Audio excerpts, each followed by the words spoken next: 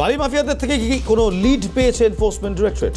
বালি খাদানের মাফিয়া চক্রকে ক্র্যাক করে বিস্ফোরক তথ্য এনফোর্সমেন্ট ডিরেক্টরেটের হাতে।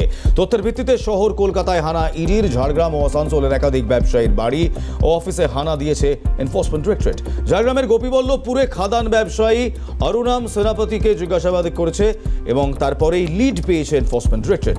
মিলেছে একাধিক প্রভাবশালী যোগের সূত্র, এমনটাই জানতে পারছি।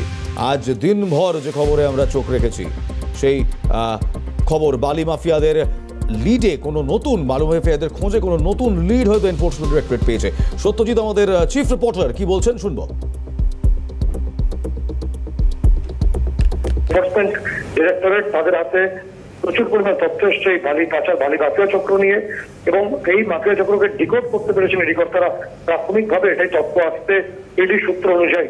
এবং তোমাকে বলে রাখবো যে গত 8ই অক্টোবর গোপীবল্লভপুর ঝাড়গ্রামে সেখানে এনফোর্সমেন্ট ডিরেক্টরেট কর্তারা তারা তল্লাশি অভিযান চালিয়েছিলেন। সেখানে অরুণাম সেনাপতি তার বাড়ি অফিসে অভিযান চলে, সেখানে প্রচুর ডকুমেন্টস এবং অর্থ বাজেয়াপ্ত হয়, মোবাইল ফোন সিজ করা হয়, সেগুলোকে অ্যাক্সেস করা হয়, এক্সামিন করে। তথ্য ইডি সূত্রে আমরা জানতে পারছি যে পিজিও কমপ্লেক্সে ইডির দপ্তরে সেখানে এই খাদান ব্যবসায়ী অরুণাম সেনাপতিকে বেশ কয়েক ঘন্টা ম্যারাথন জিজ্ঞাসাবাদ চালান ইডি কর্তারা। সেখান থেকে বেশ কিছু লিড ইডি অফিসারদের হাতে ইতিমধ্যে এসছে এবং যে তথ্য পৌঁছাচ্ছে তার উপর দাঁড়িয়েই আজকে শহর কলকাতা, একই সঙ্গে আসানসোল এবং ঝাড়গ্রামে এর তল্লাশি অভিযান। অর্থাৎ অংশটা বালি পাচার খাদানের মূল এরিয়া বা কোর জোন বলে মনে করা হয়, সেখানে এই তল্লাশি অভিযান চালাচ্ছেন ইডি কর্তারা। প্রথমত আসানসোলে একাধিক ব্যবসায়ীর বাড়িতে ইডি কর্তারা গেছেন, শহর কলকাতাতেও একাধিক ব্যবসায়ী এই মুহূর্তে ইডি কর্তাদের নজরে রয়েছেন। অ্যাকাউন্টেন্ট ইডির স্ক্যানারের মধ্যে রয়েছেন। বিভিন্ন তথ্যগুলোকে ডিকোড করার পর রাজ্যের একাধিক প্রভাবশালী যোগে আপাতত ইডি কর্তারা পেয়েছেন বলে সূত্র জানতে পারছি। আর বালি পাচারের তদন্ত এবার বেন্টিক স্ট্রিটে এনফোর্সমেন্ট ডিরেক্টরেট এক চার্টার্ড অ্যাকাউন্টেন্টের অফিসে হানা দেয় এনফোর্সমেন্ট ডিরেক্টরেট। ইডি আধিকারিকদের তল্লাশি অভিযানে একজন কর্মচারী ছাড়া কাউকে সেই অফিসে আসতে দেখা যায়নি, এমনটাই জানা যাচ্ছে। শেখ জহিরুল ও আরও দুজনকে বুধবার জিজ্ঞাসাবাদ করেন এনফোর্সমেন্ট ডিরেক্টরেটের অফিসাররা। অনেক বালি ব্যবসায়ীর নাম উঠে এসেছে সেই জিজ্ঞাসাবাদ থেকে, এমনটাই সূত্রের খবর। এরপরই কলকাতার বেন্টিক স্ট্রিটে তল্লাশি এনফোর্সমেন্ট ডিরেক্টরেটের। বালি ব্যবসার হিসেব রাখতেন এই চার্টার্ড অ্যাকাউন্টেন্ট। এই সব নথি খতিয়ে দেখাই ইডির অভিযান, এমনটাই জানা যাচ্ছে। সেই ছবি আপনারা দেখছেন। বেন্টিক স্ট্রিটে এক চার্টার্ড অ্যাকাউন্টেন্টের অফিসে হানা দিয়ে রীতিমতো বালি মাফিয়াদের অ্যাকাউন্টসের হদিশ পাওয়ার চেষ্টা করছে এনফোর্সমেন্ট ডিরেক্টরেট। গোপীবল্লভপুর ও সিজারুরের বালি খাদানে ইতিমধ্যেই এনফোর্সমেন্ট ডিরেক্টরেট তারা হানা দিয়েছে। গোপীবল্লভপুরে অরুণ সোরেফের অফিসেও হানা দিয়েছে। গোপীবল্লভপুরে সৌরভ রায়ের বালি খাদানেও হানা দেওয়া হয়েছে। ইডি আধিকারিকরা তল্লাশি করেছে বেন্টিক স্ট্রিটে একটি চার্টার্ড অ্যাকাউন্টেন্টের অফিসে। সেখান থেকেই একাধিক সূত্র, একাধিক লিড পাওয়া গেছে বলে জানা যাচ্ছে। সেখান থেকেই কোন কোন বালি মাফিয়ারা কোন কোন অ্যাকাউন্টে কত টাকা কোথায় রাখতেন সেই সমস্ত সূত্র এনফোর্সমেন্ট ডিরেক্টরেট পাচ্ছে বলে এখনও পর্যন্ত মনে করা হচ্ছে। তথ্যের ভিত্তিতেই আজকে শহর কলকাতায় হানা দিয়েছে ইডি, এমনটাও জানা যাচ্ছে একেবারে এনফোর্সমেন্ট ডিরেক্টরেট কিংবা এজেন্সি সূত্রে।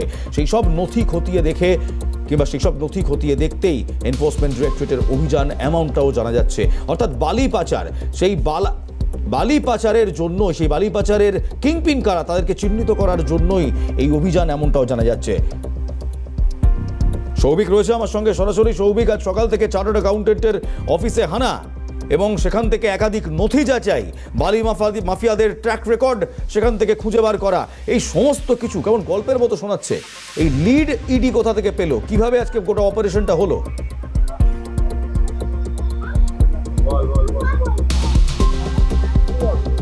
একদমই দেখো ইলমাস, যেমনটা জানাবো সকাল থেকে কিন্তু 7A বেন্টিং স্ট্রিট, সেই বেন্টিং স্ট্রিটে একজন চার্টার্ড অ্যাকাউন্টেন্টের অফিসে কিন্তু ইডি আধিকারিকরা সকালে 10:15 থেকে 10:30টার মধ্যে কিন্তু তারা অফিসে প্রবেশ করেন। তারা অনেক সকালেই এখানে পৌঁছে গিয়েছিলেন এবং এই এরিয়ায় প্রায় তারা খোঁজাখুঁজি চালিয়েছেন প্রায় 1 ঘন্টার কাছাকাছি, এবং তারপর সেই অফিস খুঁজে পাওয়ার পর সেই অফিস খোলার অপেক্ষা করছিলেন তারা, এবং যখনই অফিস খুললো তারপরেই কিন্তু তারা সেখানে প্রবেশ করলেন ইডি আধিকারিকরা তল্লাশির জন্য, এবং বাইরে কিন্তু সেন্ট্রাল ফোর্স মোতায়েন করা হলো। এবং যতটা জানা যাচ্ছে গতকালকে যে জিজ্ঞাসাবাদের পর আজকে ঝাড়গ্রাম, আসানসোল সহ বিভিন্ন জেলাগুলিতে কিন্তু একাধারে ইডিরেট চলছে এবং সেরকমই বেন্টিং স্ট্রিটেও সেই ইডিরেট চলছে। এবং মূলত জানা যাচ্ছে বালি পাচারের যে বিষয়টি উঠে আসছে সেই বিষয়ের উপর ভিত্তি করে যে ডকুমেন্টেশন, যে নথিপত্র, যে হিসেব, পুরো বিষয়গুলি কিন্তু পুঙ্খানুপুঙ্খ খতিয়ে দেখছেন তারা, এবং বেশ কিছু চার্টার্ড অ্যাকাউন্টেন্টের নামও কিন্তু উঠে এসছে। সেই সূত্র ধরেই কিন্তু তারা এই বেন্টিং স্ট্রিটের অফিসে আসেন এবং তারা এখনো পর্যন্ত প্রায় 6 ঘন্টা অতিক্রান্ত হচ্ছে এবং এখনো পর্যন্ত কিন্তু ইডির তল্লাশি অভিযান এখনো জারি রয়েছে। বেশ, ধন্যবাদ সৌভিক ছিলেন আমাদের সঙ্গে। ধন্যবাদ সৌভিক। বেন্টিক স্ট্রিটের সেই চার্টার্ড অ্যাকাউন্টেন্টের অফিসে যেখানে ইডি হানা দেয় সেই ছবি আপনারা দেখছেন। কিন্তু শুধু এখানেই নয়, আরও একাধিক জায়গায় হানা দিয়েছে। যেমন বালি পাচারের তদন্তে রাজ্যের এই রাজ্যে ইডি হানা দিয়েছে আসানসোলে। মুরসুগাল এলাকায় ইডির হানা, শিল্পাঞ্চলে ব্যবসায়ীরা বাড়িতে হানা, সীতারাম বাগাড়িয়া ও ওম বাগাড়িয়ার বাড়িতেই ইডির হানা। বাড়ির ভেতর 3টি গাড়ি রয়েছে বলে সূত্রের খবর। বালির ব্যবসার কারণেই এই অভিযান, এমনটাই অনুমান করা হচ্ছে। এটা আসানসোলের কথা বলছি। সেখানে এক ব্যবসায়ীর বাড়িতে হানা দিয়েছে ইডি, তিনিও বালি পাচারের সঙ্গে যুক্ত এমনটাই মনে করা হচ্ছে। ব্যবসায়ী সমিতির প্রেসিডেন্ট কি বলছেন শুনবো। খবর পেয়েছি কিন্তু এখনো অব্দি কিছু জানা যায়নি কি কোন ডিপার্টমেন্ট এসছে। তো এটা পার্ট অফ ব্যবসা, ব্যবসায়ীদের বাড়িতে এমনি রেড হতেই থাকে। কিসের ব্যবসা? ইনি প্রতিষ্ঠিত ব্যবসায়ী আসানসোলের, এখানে ওনার অনেক টাইপ ব্যবসা আছে। এবার ব্যবসায়ী কি কি ব্যবসা করেন এটা তো সবাই জানে না ইন্ডিভিজুয়াল, হ্যাঁ, কিন্তু ইনি প্রতিষ্ঠিত ব্যবসা। মুরগাসাল এরিয়ায় বাগাড়িয়া সাহেবদের বাড়িতে হানাকে ব্যবসায়ী সমিতির প্রেসিডেন্ট বলছেন এরা তো ব্যবসায়ী, এদের বাড়িতে ইডি হানা করতেই পারে। বাঙালি এমন অনেক ব্যবসায়ী বাংলা দেখেছে, তাদের বাড়িতে কোনোদিন ইডি সিবিআই রেড দেয়নি।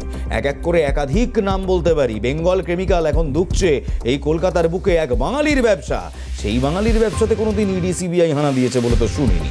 তবে নতুন সময়, নতুন জিনিসপত্র, নতুন রাজনীতি, তাই নতুন নিয়ম হতেই পারে। আরও কিছু প্রতিক্রিয়া আছে আরও কিছু ব্যবসায়ীদের, তারা কি বলছেন এই ইডি হানা নিয়ে শুনুন। हम तो 8 बजे, हमको मालूम नहीं अपना कौन है। नहीं, आप देखे कि फोर्स है क्या? हाँ, खाकी ड्रेस है, यहाँ काम करते हैं। এই আসানসোলের মুরগাসোল এলাকায় আরও এক ব্যবসায়ীর বাড়িতে ইডি হানা দেয়। ব্যবসায়ী সীতারাম বাগাড়িয়া, ওম বাগাড়িয়া, তাদের বাড়িতে ইডির হানা দেয়। বাগাড়িয়ার বাড়িতে আনা হলো টাকা গোনার মেশিন। তাহলে বুঝুন, এই যে এতক্ষণ ধরে বলা হচ্ছিল কিংবা ব্যবসায়িক সমিতি বলছিল যে না না, এ তো ব্যবসায়ের ক্ষেত্রে হতেই পারে, বড় ব্যবসায়ী হতেই পারে, টাকা গোনার মেশিনটা কেন আনা হলো? টাকা গোনার মেশিনে কি করা হবে? এর আগে যখন টাকা গোনার মেশিন আনা হয়েছিল মনে আছে? খাটের তলা থেকে তাড়া তাড়া টাকা, মনে আছে? এখানেও কি সেই ছবি দেখবো? ত্রিরঞ্জন রয়েছে আমার সঙ্গে সরাসরি আসানসোল থেকে। দেখুন ত্রিরঞ্জন, কিছুক্ষণ আগে শুনলাম ব্যবসায়ী সমিতির প্রেসিডেন্ট বলছেন যে ব্যবসায়ীদের বাড়িতে তো ইডি হানা দিতেই পারে। আমি কোশ্মিনকালে কোনো বাঙালি ব্যবসায়ীর বাড়িতে ইডিকে হানা দিয়েছে, মানে বেঙ্গল কেমিক্যালসের স্রষ্টা তারাও তো ছিলেন এই বাংলারই ব্যবসায়ী, এই ইডি সিবিআই হানা দিয়েছে এমন তো শুনিনি। এ তো নতুন নিয়ম, নতুন সময়, নতুন রাজনীতি, নতুন কথাবার্তা শুনছি। টাকা গোনার মেশিনটা এলো কেন?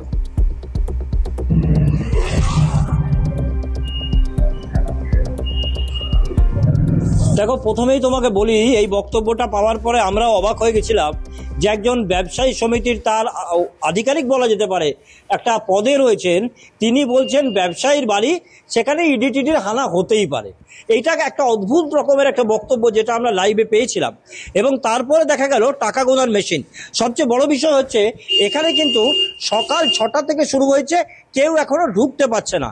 আমরা যদি একটু চেষ্টা করি যে ওই ভেতরে কি হচ্ছে সেই ছবি দেখানোর, যদিও জানি না কতটা সম্ভব হবে, কিন্তু একেবারে সরাসরি আমরা সেই ছবিটা দেখানোর চেষ্টা করছি।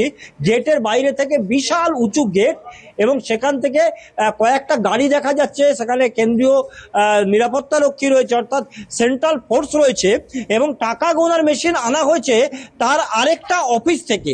এটা বাড়ি এবং অফিস থেকে টাকা গোনার মেশিন আনা হয়েছে, সেই মেশিন এনে এই ঘরে ঢোকানো হয়েছে এবং তারপর থেকে কিন্তু আর কোনো গাড়ি বেরোয়নি। এবং যেটা খুব স্বভাবতই বলা যায়, তার স্টাফেদের সঙ্গে আমরা কথা বলছিলাম, তারা ক্যামেরার সামনে মুখ খুলতে চায়নি অবশ্যই।